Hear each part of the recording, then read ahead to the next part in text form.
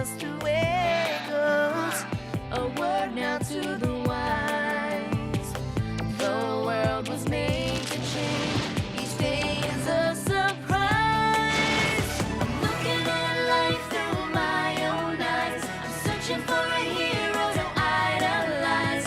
Feeling the pain as innocence dies. I'm looking at life my own eyes. I take my heart into battle, give that freedom bell a rattle. Get my independent sign, declare it on the dotted line. Let Philadelphia freedom ring and patriotic voices sing. Red, white, blue, never give up. You represent America. Hoping and praying for a brighter day. I listen to my heart and I obey.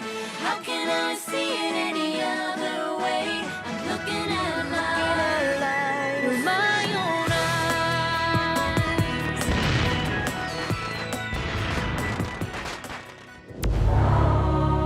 Today on Liberty's Kids. He called Dr. Franklin a fraud and a blowhard. Library, philosophy, college, almanacs, all very amusing. But my money's no longer worth anything. I'm tired of this war. And Ben Franklin, as much as any other man, started us on this road to ruin.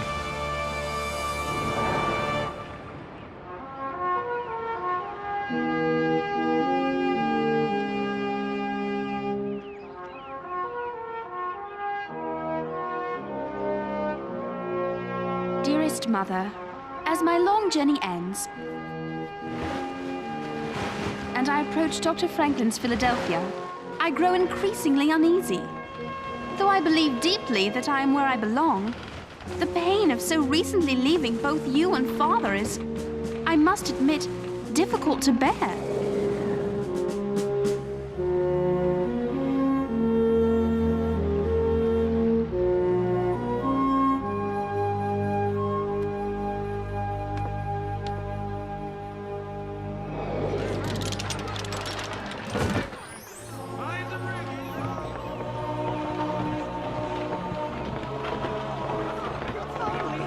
I'm embarrassed to say it, but I feel ever so alone.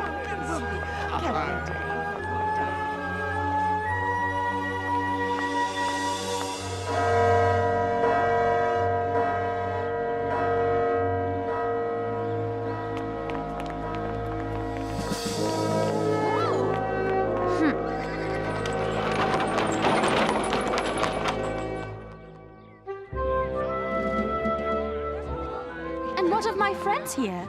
What will James, Moses, and Henri think of me now?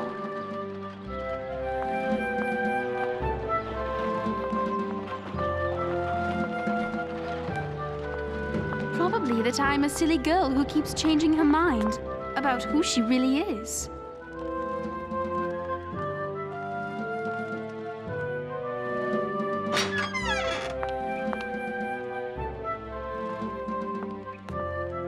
Moses?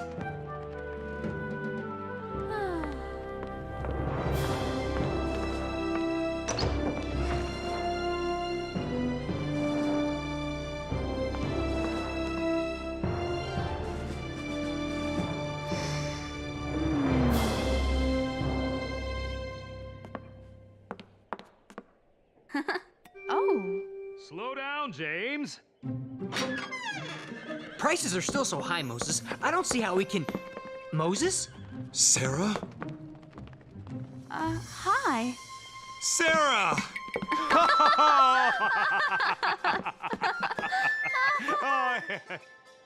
Sarah, what? Why? Because I finally realized something. I realized I am an American. Welcome home.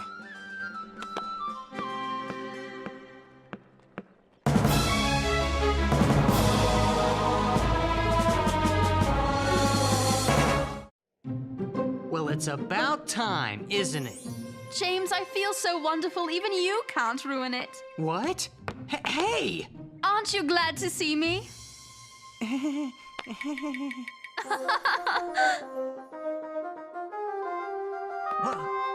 have so much to tell you about. John Paul Jones, and England, and Mother, and Parliament. and 2 ocean journeys with the worst food I ever ate, and, where's Henri? I thought that... That's it! Hey! Stop it! Ow! Take it back! Never! You are a liar! Am not! Stop it, both of you! Sarah? I'll show you! Do not!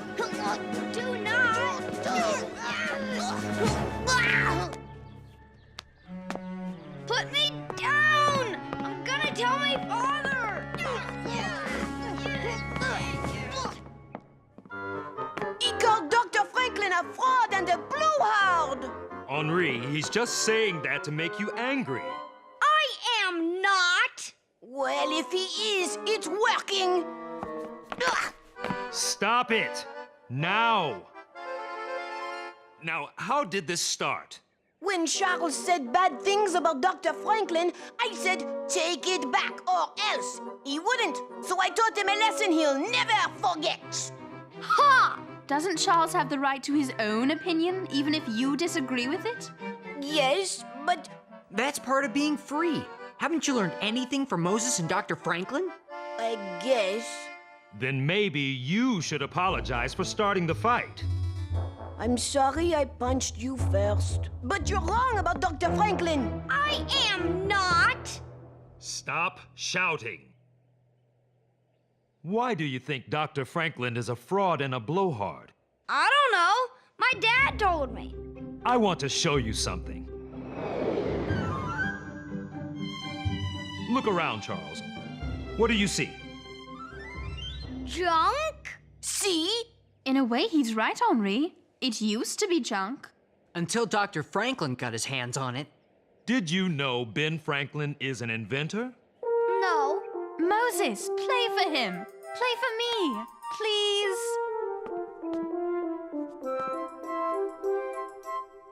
Truce? Fine. Fine. All right then.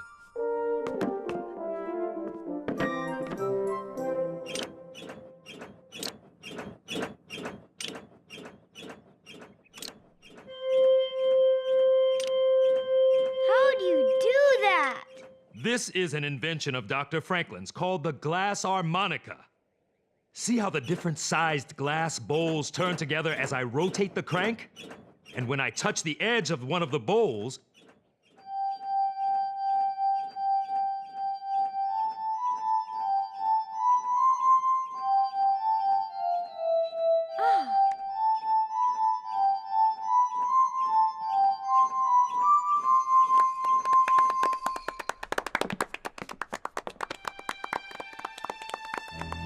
thank you kindly. Moses, tell him about this. Do you know what this key did, Charles? Unlock the door to the crown jewels? Not exactly, but it opened another door to a new world of electricity.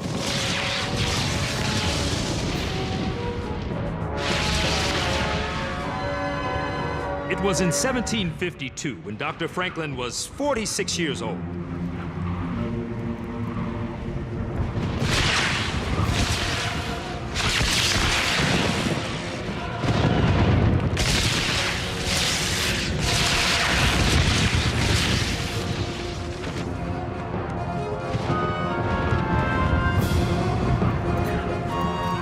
As soon as any of the thunderclouds come over the kite, the pointed wire will draw the electric fire from them. When the rain has wet the twine so that it can conduct the electric fire freely, you will find it stream out plentifully from the key on the approach of your knuckle. He caught sparks. So what? For one thing, in case you don't believe Dr. Franklin is a man of courage, the next man who tried the same experiment died. And what a discovery Dr. Franklin made!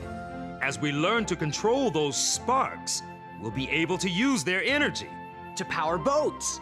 Or drive carriages without horses. Or even help to cook, Charles. Dr. Franklin tried it once. Like many scientific experiments, it did not work out well. It was 2 days before Christmas.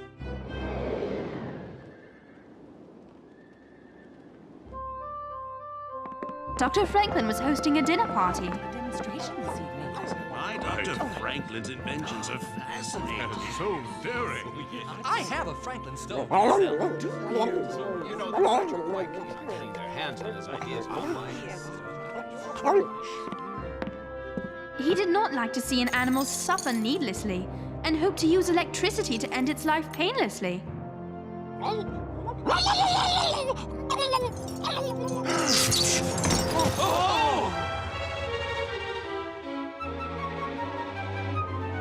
Dr. Franklin! Let me help. Oh, my! Are you all right? Oh, yes, perfectly fine.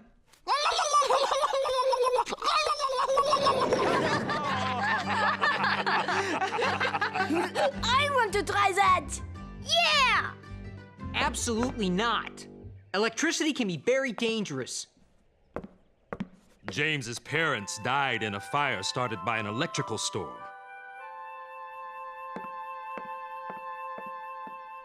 To prevent fires started by lightning, Ben invented this. A lightning rod.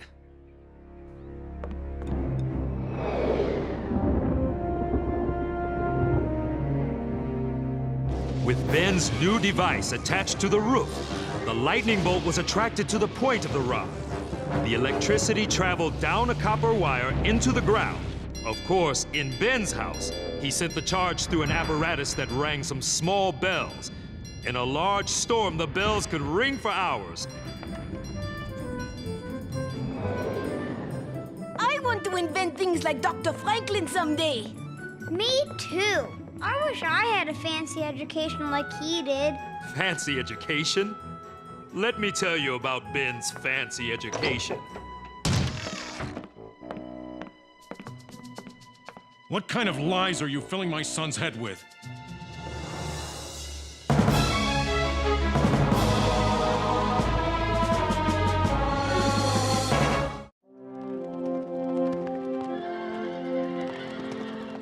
Come here, Charles. They're not lies, sir. Would you like to hear for yourself? I insist on hearing for myself, so I can be sure to correct them. Charles just told us Dr. Franklin had a fancy education. Wonder where the kid heard that. Sir, that is simply not the case. Dr. Franklin grew up in Boston, directly across from Old South Church, in a home filled to bursting with 12 brothers and sisters.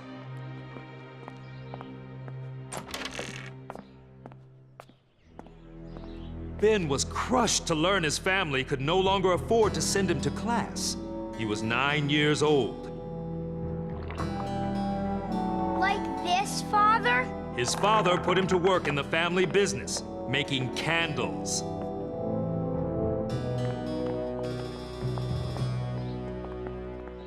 Ben spent the money he earned on his greatest love, books.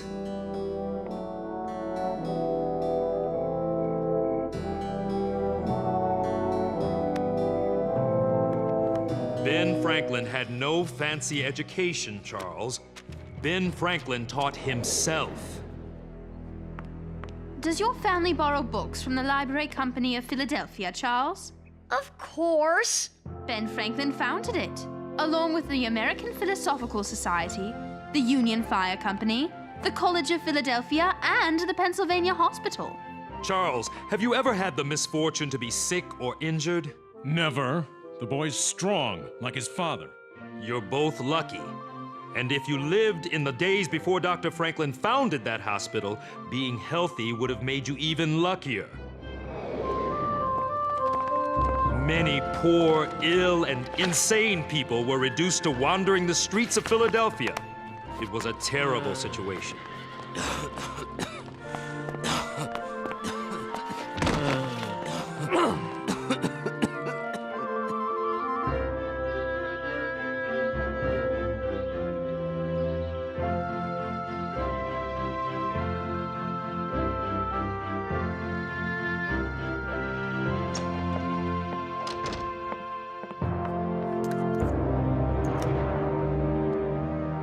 Now, in the Pennsylvania hospital, there's a place for the sick. Just as importantly, people started learning how to be doctors. This awful war gave them a chance to learn firsthand about the human body.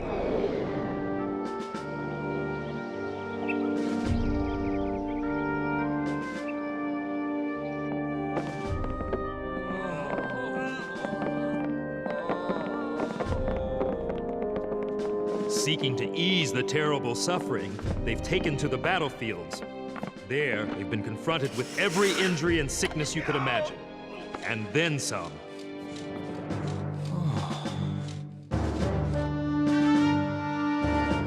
Thanks to our doctors' newfound experience, people are being cured of illnesses and healed from injuries in ways that were never possible before. Mr. Montgomery, did you ever read Dr. Franklin's Poor Richard's Almanac?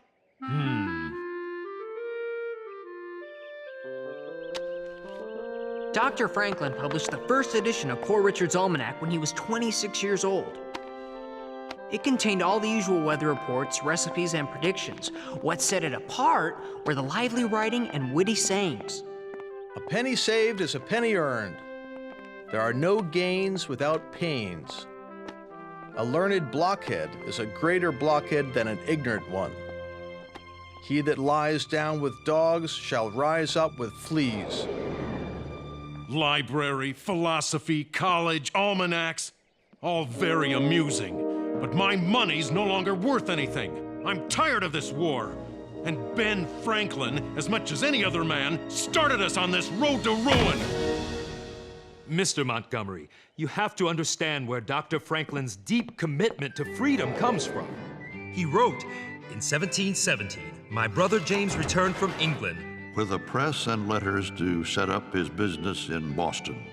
I signed indentures when I was but 12 years old to serve as an apprentice for the next 9 years of my life.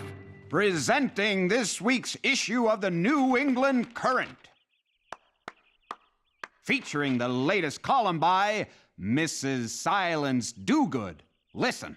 I reflected in my mind on the extreme folly of those parents who, blind to their children's dullness and insensible of the solidity of their skulls, will needs send them to the Temple of Learning, by which she meant Harvard College. Isn't that hilarious? It's very funny, all right. I'd love to know who this sharp-tongued lady really is. James, I am Mrs. Silence Dogood. I've been writing that column and slipping it under the door in the middle of the night, watching everyone laugh at my words, but never being able to take credit for them. Do you know how that feels?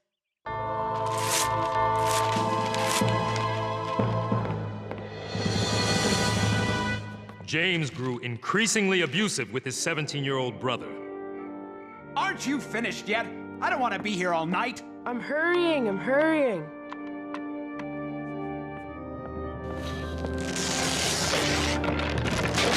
You idiot! You did that on purpose! It was an accident. I don't believe you! And I've had enough of your disrespect!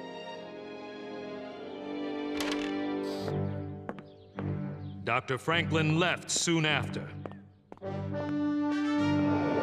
He never forgot his brother's harsh and tyrannical treatment, Mr. Montgomery. That's where Dr. Franklin got that aversion to arbitrary power, which that has stuck to me through my whole life. It's also one of the reasons he's taken such a strong stand against slavery. Slavery is the economic foundation of our southern states, and many of us in the North have made our profits from slave labor too. With all respect, sir, whoever freed you made a mistake. That said, I admit you do make solid points about Benjamin Franklin. You are entitled to your opinion about slavery, sir, though by what you say, you would deny me mine. Where's Charles? Where's my son? And where's Henri?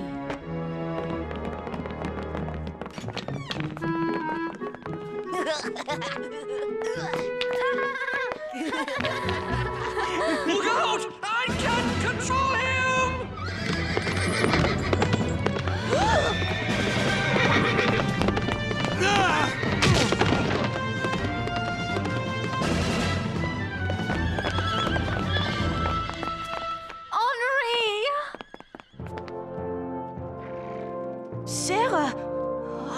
almost didn't get to hear you tell me about your trip.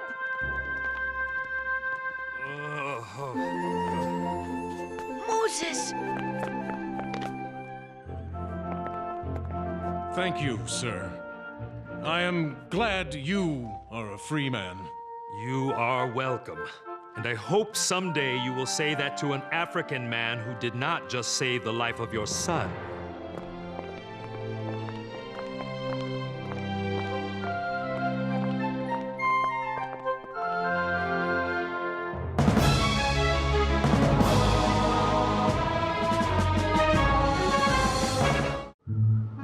Dearest James, Sarah, and Henri, I know you wish you could see me, but as you can't, I will describe myself to you. Figure me in your mind as jolly as formerly, and as strong and hearty, only a few years older. Very plainly dressed, wearing my thin gray straight hair that peeps out from under my fine fur cap. Think how this must appear among the powdered heads of Paris. Still, they mob me.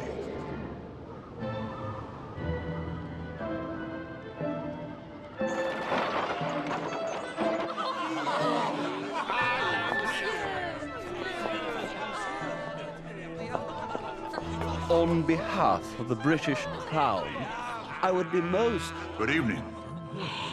I don't believe it. Sacre bleu. Bonsoir. Bonsoir. Côte de Virgin, Ben Franklin at your service. Dr. Franklin, what a surprise. Welcome to Versailles. A man of my years is happy to be welcomed anywhere.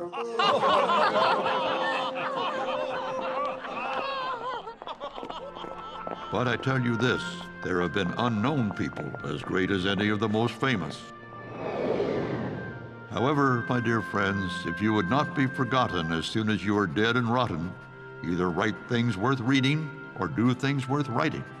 And children, I am quite certain that you shall.